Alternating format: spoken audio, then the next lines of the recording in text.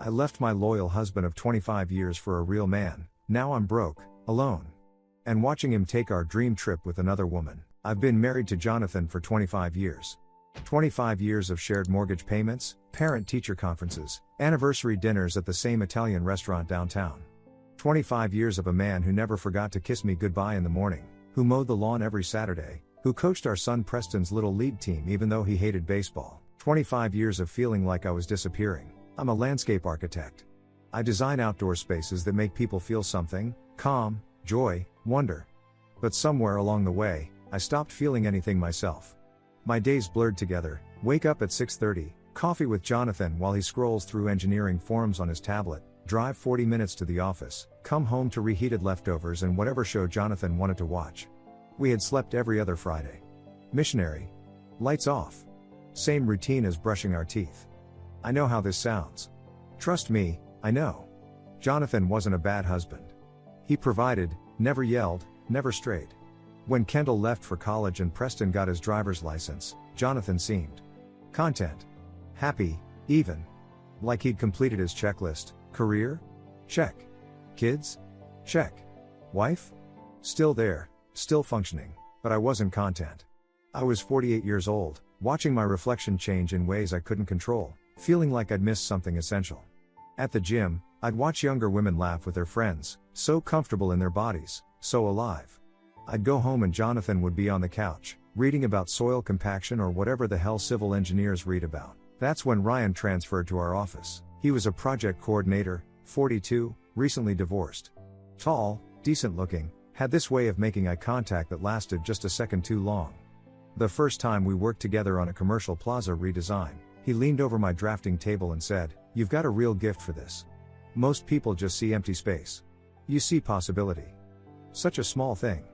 But nobody had talked to me like that in years. It started innocently. Lunch meetings that ran long. His texts about work projects that somehow shifted to music recommendations, funny memes, personal stories. He told me about his ex-wife, how she'd called him boring, how the divorce gutted him. I told him about feeling invisible. He said, "That's impossible. You're the most vibrant person in this building." I should have stopped it there. I didn't. 3 months in, we were texting every night. Jonathan would be watching the news, and my phone would buzz with Ryan's name, and I'd feel this rush, like being 16 again, like mattering. Ryan asked about my day. Remembered things I'd mentioned weeks ago. Sent me photos of sunsets with captions like "made me think of you." I started dressing differently. Better makeup. New perfume. Jonathan noticed once, "You look nice." That was it.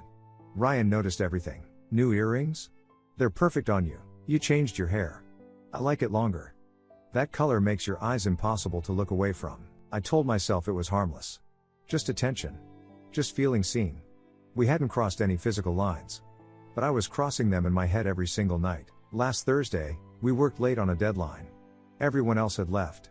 Ryan brought me coffee, remembered I took it with oat milk, no sugar, and sat on the edge of my desk. We talked about everything except work. He told me I was too vibrant for someone who looked so tired. "You deserve more than going through the motions," he said. I wanted to argue. Wanted to defend my marriage, my life, my choices. But I couldn't, because he was right. Tonight, Jonathan made spaghetti. He does that on Wednesdays, his one contribution to cooking. Preston was at a friend's house. Kendall was back at school. Just the two of us at the dining table, the silence broken only by forks scraping plates. "How was work?" Jonathan asked. "Fine. Busy. That plaza project still giving you trouble?" "We're making progress." "Good. That's good." More silence. He chewed. I pushed noodles around my plate. My phone buzzed. I glanced down. Ryan's name. A gif of a woman dramatically collapsing onto a couch with the caption, "Me after today's meeting with the budget committee." I smiled before I could stop myself. "Everything okay?" Jonathan asked. I looked up. He was watching me with those steady, boring, reliable eyes. "Yeah," I said, standing, phone in hand. "Just work. I need to respond real quick." I walked to the bathroom, locked the door, and typed back, "Same.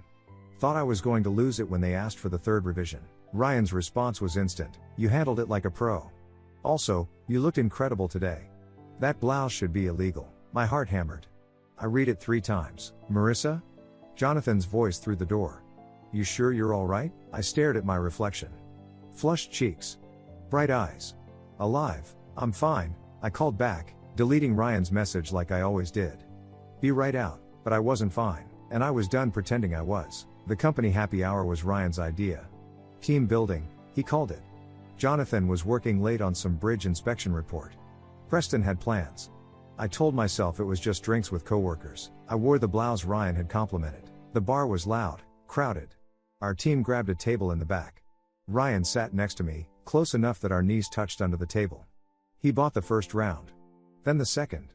By the third, his hand was on my lower back when he leaned in to talk over the music. Want to get out of here? He asked. Grab actual food somewhere quiet? I should have said no. I didn't. We ended up at his apartment. He said he wanted to show me the balcony view. His place overlooked the river. We stood outside, city lights reflecting on the water, and he turned to me. I can't stop thinking about you, he said. Ryan. No, listen. I know this is complicated. I know you're married. But I've been alone for 2 years and I forgot what this felt like. Wanting someone. Actually wanting them. He touched my face. And I let him. We kissed. And I kissed back. We didn't stop. Afterwards, lying in his bed, I waited for the guilt to crush me. Instead, I felt awake. Like I'd been holding my breath for 25 years and finally gasped air. Ryan traced circles on my shoulder. You okay? I don't know. No regrets? I thought about Jonathan, probably asleep on the couch by now, remote in hand. Thought about our bedroom that smelled like his menthol shaving cream and my lavender lotion. Thought about the last time he'd looked at me like Ryan just had. No, I said. No regrets. The affair became our routine. Tuesday and Thursday nights, Jonathan's late work days. Saturday afternoons when he played golf. I told him I was doing site visits, meeting clients, catching up on paperwork. The lies came so easily it scared me. Then it didn't scare me at all. Ryan made me feel essential. He texted good morning before Jonathan woke up. Sent me songs that reminded him of me. Told me I was brilliant, beautiful, wasted on a man who didn't appreciate me. Does he even see you? Ryan asked one afternoon, tangled in his sheets. Really see you? He sees a wife. A mother.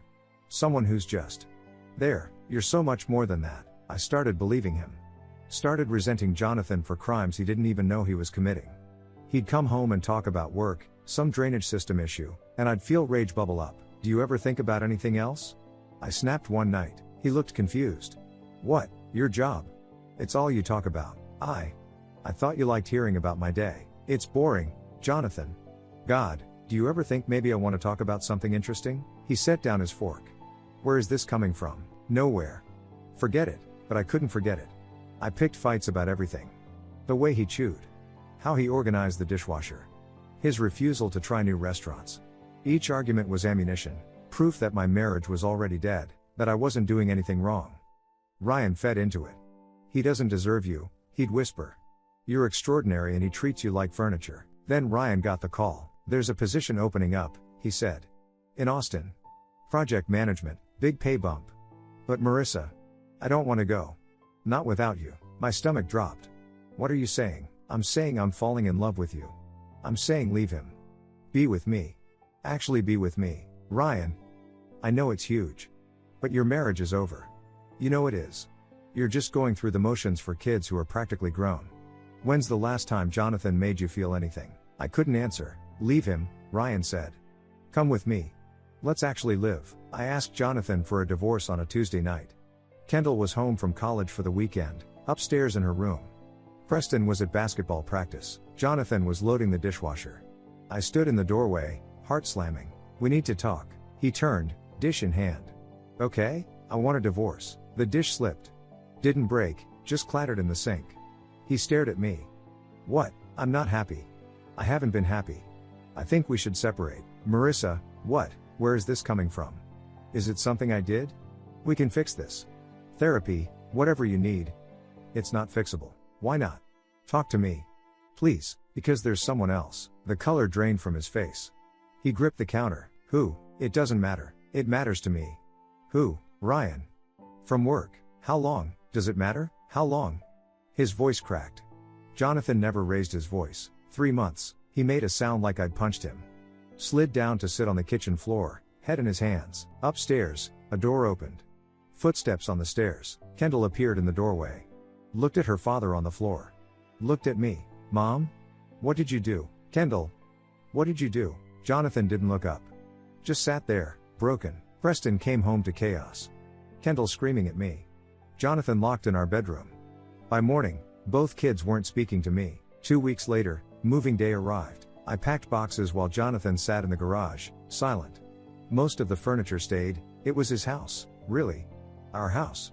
The one we'd brought both babies home to. I reached for a frame on the mantel. Our wedding photo. We looked so young.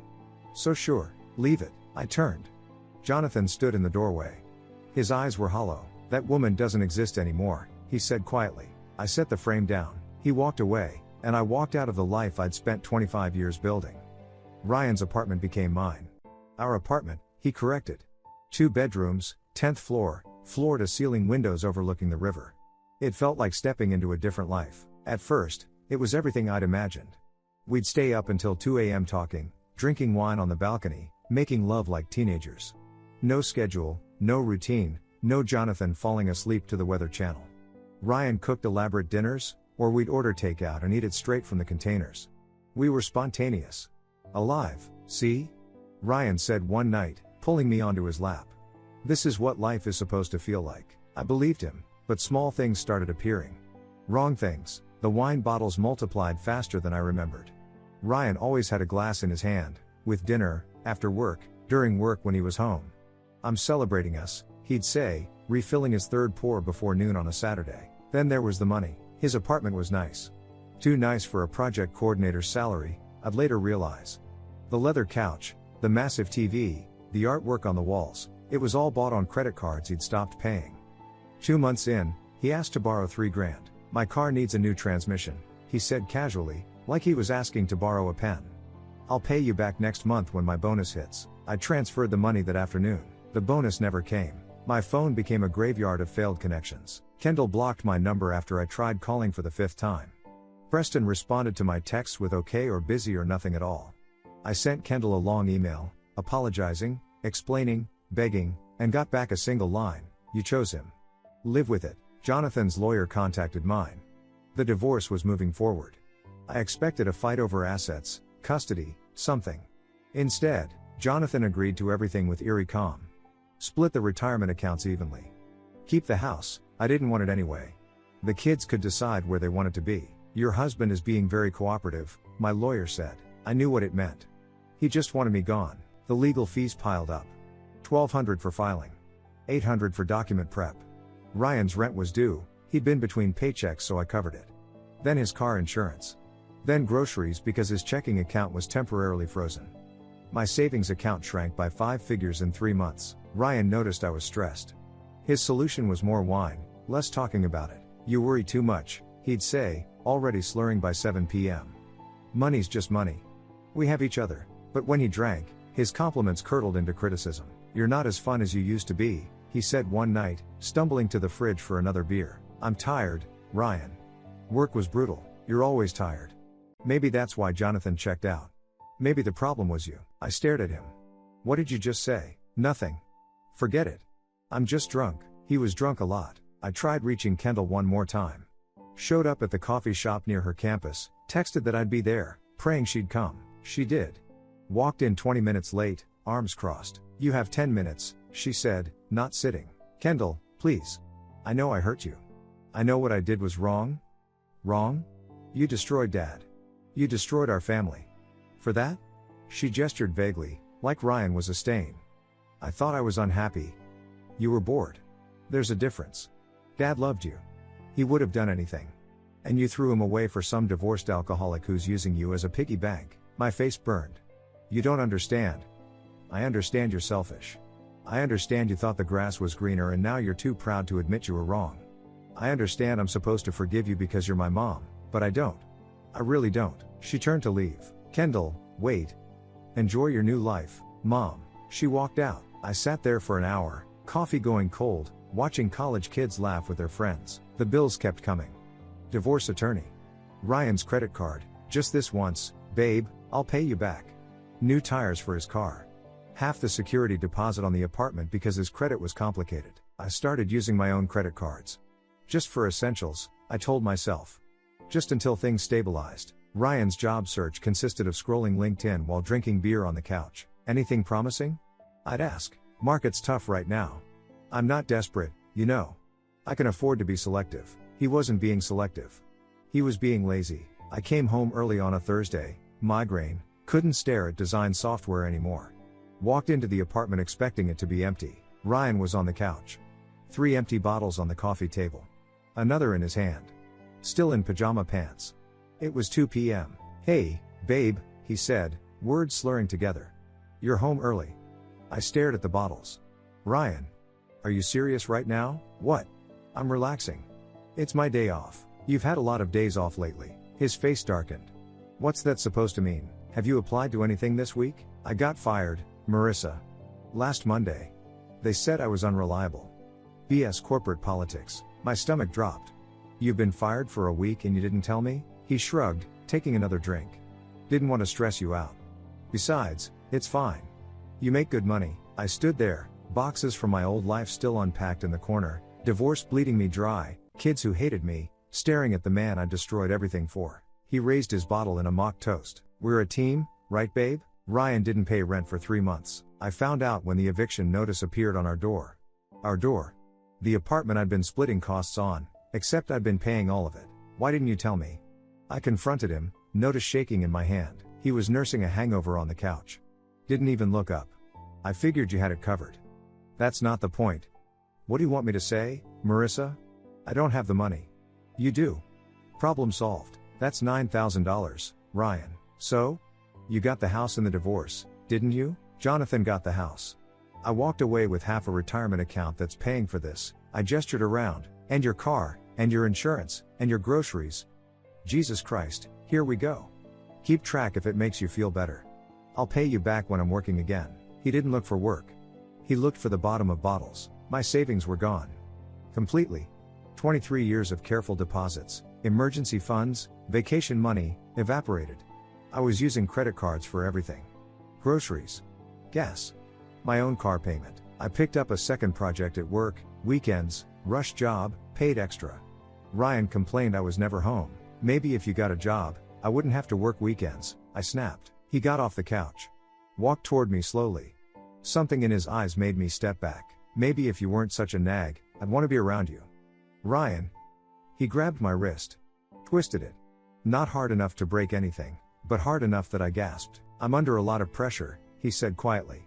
"You're not helping." He let go. Went to the bedroom. Slammed the door. I stood there, wrists throbbing, staring at the red marks his fingers left. It happened again 2 weeks later. I threatened to stop paying his phone bill. He shoved me into the wall. Then came the apologies. The tears. "I don't know what's wrong with me. I'm so sorry. The stress of not working, feeling worthless. I'm not this person. You know I'm not this person." I wanted to believe him. He'd hold me after, promise to do better, swear he'd start applying for jobs tomorrow. And I'd let him. Because leaving meant admitting I'd destroyed my marriage for this. Meant facing Jonathan, my kids, everyone who'd seen this coming. I was too ashamed to go back. Too proud to admit I was wrong. So I stayed. Preston's graduation was on a Saturday in June. I almost didn't go, knew I wasn't welcome, but he was my son. I had to try. Jonathan was there early, front row, talking to other parents. He'd lost weight. Looked good, actually. Healthy. There was a woman with him, blonde, kind face, laughing at something he said. Not hanging on him, just there. Comfortable. My chest tightened. Kendall appeared, saw me, her expression hardening. She walked straight to Jonathan, deliberately turning her back. Preston gave his speech, something about futures and new beginnings. He was so tall now, so confident. When had that happened? After the ceremony, I approached. "Preston, honey, congratulations." "Thanks," he said, not quite meeting my eyes. "I'm so proud of you. I was thinking maybe we could grab dinner, celebrate. I'm going with Dad and Kendall." He hesitated. "You could come, I guess, but..." Jonathan materialized beside him. Put a hand on Preston's shoulder. Looked at me with polite, distant eyes, like I was a stranger he vaguely recognized. "Congratulations on your son's graduation," he said evenly. "Not our son. Your son, Jonathan. We should get going. Reservations at 6. He guided Preston away. The blonde woman followed, and I realized she wasn't just a colleague. The way she touched Jonathan's arm, casual and familiar, they were together. Kendall walked past without a word. I stood in the parking lot watching families take pictures, hug their graduates, load into cars together. Preston glanced back once. Our eyes met. Then he got into Jonathan's car. I drove home, to Ryan's apartment, not home, with my hands shaking on the wheel. This was what I'd chosen. A drunk who used me for money over a man who'd shown up for every moment that mattered. Ryan's drinking got worse. The apartment reeked of whiskey and unwashed dishes. He stopped showering regularly. Stopped pretending to look for work. When I came home, he'd be on the couch, drunk, watching sports he didn't care about. If I tried to talk, he'd snap. If I stayed quiet, he'd accuse me of ignoring him. You think you're better than me now? He slurred one night. You left a good man for me and now you regret it. I can see it in your face. Ryan, please. Don't Ryan please me. You made your choice.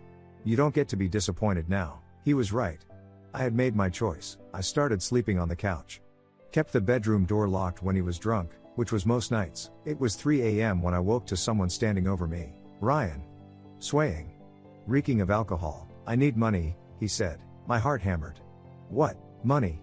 For the bar. They cut me off. Said my card declined. Ryan, it's 3 in the morning. I don't care what time it is.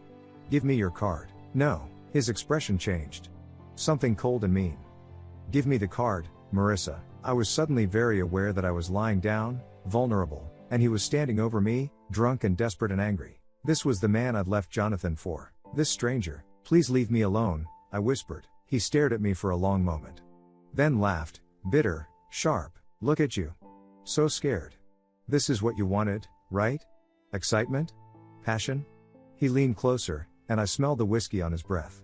How's it feel? I couldn't answer, couldn't move. He finally stumbled back to the bedroom. I lay there until sunrise, door locked, listening to him snore, wondering how I'd become the kind of woman who was afraid in her own home. I packed a bag while Ryan was passed out. Took only what fit in my car, clothes, laptop, a box of files. Left him the apartment. I couldn't afford it anyway, and I sure as hell wasn't going to keep paying for a place where I was afraid to sleep. Found a studio across town. 400 square feet, peeling linoleum, a window that overlooked a dumpster. $700 a month, which was all I could manage. Ryan called 37 times the first day. Left voicemails ranging from apologetic to enraged. I blocked his number after he showed up at my office, drunk, demanding to know where I'd moved his things. Security escorted him out. My boss called me in the next morning. Marissa, is everything okay at home? I left him. It's handled. I need to know this won't affect your work, but it already had. I'd been late 4 times that month. Called in sick 6 days. Missed a client deadline because I'd spent the night crying in my car, too ashamed to go back to that studio, too broke to go anywhere else. It won't happen again, I promised. It happened again. Depression hit like a freight train. I'd wake up and couldn't see the point of getting out of bed. What was I going to? A job where I was one mistake from being fired? An apartment that felt like a cell? A life where my own children wouldn't speak to me? I started calling in sick. Just one more day, I'd tell myself. Just need one more day. After 3 weeks of one more days, HR called. We're going to have to let you go, they said. Professional, polite, final. We wish you the best. 20 years at that firm. Gone. I qualified for unemployment. Barely. It covered rent and not much else. I applied everywhere, other landscape firms, construction companies, even admin positions. Nobody wanted a 49-year-old woman with a 3-week gap in employment and personal issues. I got a job at a garden supply store. Part-time, minimum wage, helping suburbanites pick out mulch and petunias. My old coworkers came in sometimes. They'd see me in the green apron, pretend they didn't. I tried one more time with Kendall. Sent a long email, no excuses, just honesty. I'm sorry.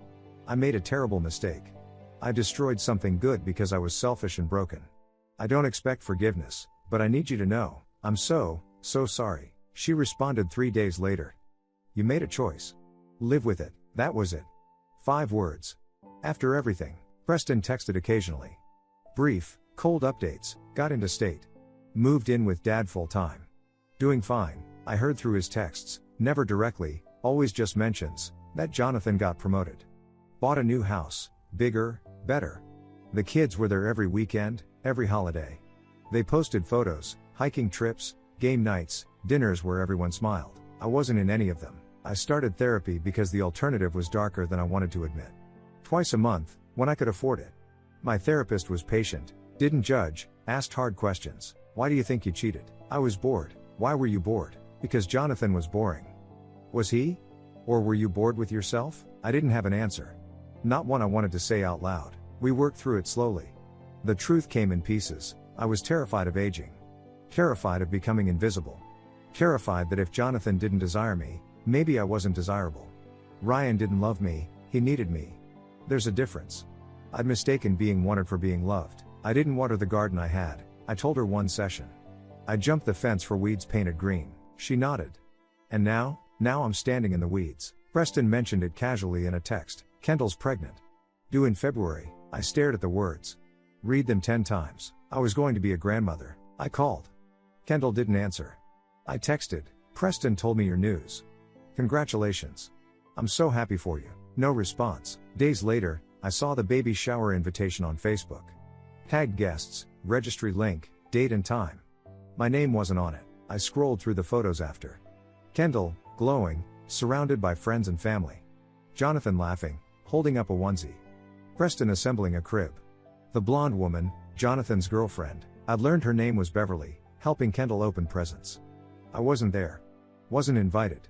Wasn't wanted. I started knitting a blanket that night. Pale yellow, soft yarn. Kept my hands busy, gave me something to focus on besides the growing pit in my stomach. Every stitch was an apology. Every row was a prayer. Please let me be part of this. Please let me meet her. Please. February came. I checked Facebook obsessively, waiting for news. It came on a Tuesday morning. The post was from Kendall. Welcome to the world, Violet Rose. 7 pounds 3 ounces surrounded by so much love. Photos, Violet, tiny and perfect, wrapped in a hospital blanket. Jonathan holding her, tears in his eyes.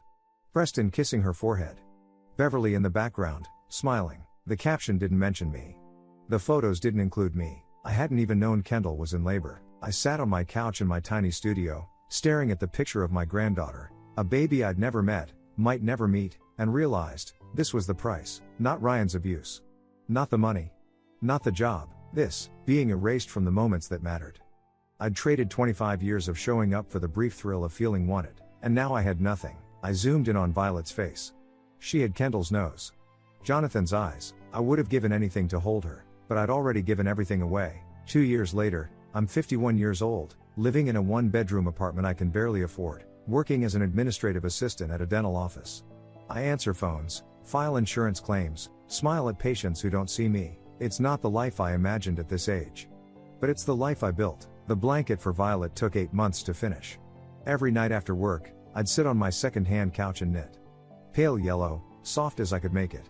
Each stitch was a silent apology to a grandchild who didn't know I existed. I'm in therapy twice a month now. Can't always afford it, but I make it work. We talk about accountability, about living with choices, about the difference between regret and self-pity. Do you forgive yourself? My therapist asked last month. Some days, I said. Most days I just exist with it. That's enough. I saw Ryan at a gas station in October. Didn't recognize him at first. He'd aged badly, bloated and gray. He was pumping gas into a beat-up sedan, arguing with someone on the phone. Our eyes met. He started toward me. I got in my car and drove away. Didn't look back. There was nothing there to see. Preston and I have lunch sometimes. Once every few months, awkward and stilted, but we try. He's at State now, studying something with computers. Looks like Jonathan, talks like him too, steady, careful with his words. How's school? I ask. Good. Busy, and your dad? He's good. Got engaged. The words still sting, but not the way they used to. To Beverly? Yeah. Wedding's in June. That's wonderful. She seems nice. She is. He pauses. You okay, Mom? It's the first time he's asked in 2 years. I'm managing, I say. Taking it day by day. He nods. Doesn't push. We finish our sandwiches in silence that's less hostile than it used to be. Before he leaves, Kendall asks about you sometimes. My heart jumps. She does? Just. If you're okay. She won't admit it, but I think she's softening. Tell her I'm proud of her. That I love her. I will. It's not much. But it's something. The blanket sits wrapped in tissue paper for weeks. I keep rewriting the note. Too much sounds desperate. Too little sounds cold. Finally, I settle on. For Violet. I'm sorry for everything I broke. I love you all. Grandma Marissa. I mail it on a Tuesday. No expectations. Just hope. 3 weeks pass. I go to work, come home, eat dinner alone, watch shows I don't care about.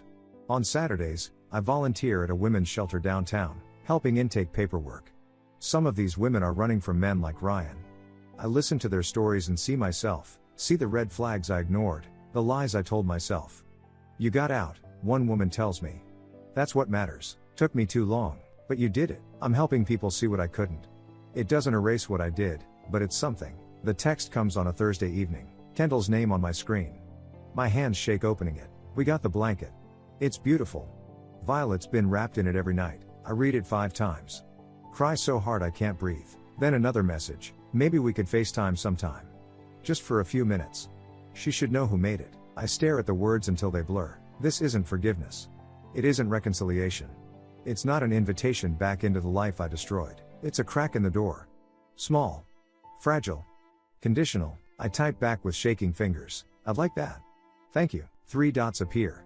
Disappear. Appear again. Sunday. 2 p.m. I'll be there. I sit on my couch in my tiny apartment, phone clutched to my chest, and let myself feel something I haven't felt in 2 years. Hope. Not hope for redemption. Not hope that time will erase what I did. Not hope that my kids will ever look at me the way they used to. Just hope that maybe, there's room for something smaller. Something honest. Something built on accountability instead of excuses. I destroyed a good marriage. Abandoned my family. Chose ego over love. Traded 25 years of quiet devotion for a man who used me and discarded me like I'd done to Jonathan. I don't get a happy ending. I don't deserve one.